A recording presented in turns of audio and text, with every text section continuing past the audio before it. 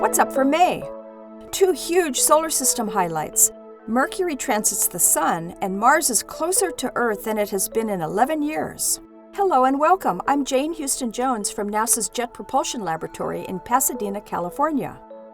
On May 9th, wake up early on the West Coast or step out for coffee on the East Coast to see our smallest planet cross the face of the Sun. The transit will also be visible from most of South America, Western Africa, and Western Europe.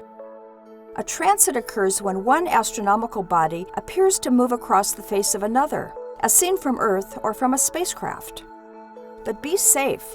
You'll need to view the Sun and Mercury through a solar filter when looking through a telescope or when projecting the image of the solar disk onto a safe surface. Look a little south of the Sun's equator. It will take about 7.5 hours for the tiny planet's disk to cross the Sun completely. Since Mercury is so tiny, it will appear as a very small round speck, whether it's seen through a telescope or projected through a solar filter. The next Mercury transit will be November 11th, 2019. 2 other May highlights involve Mars. On May 22nd, Mars opposition occurs. That's when Mars, Earth, and the Sun all line up with Earth directly in the middle. 8 days later, on May 30th, Mars and Earth are nearest to each other in their orbits around the Sun. Mars is over 500,000 miles closer to Earth at closest approach than at opposition, but you won't see much change in the diameter and brightness between these 2 dates. As Mars comes closer to Earth in its orbit, it appears larger and larger and brighter. During this time, Mars rises after the Sun sets.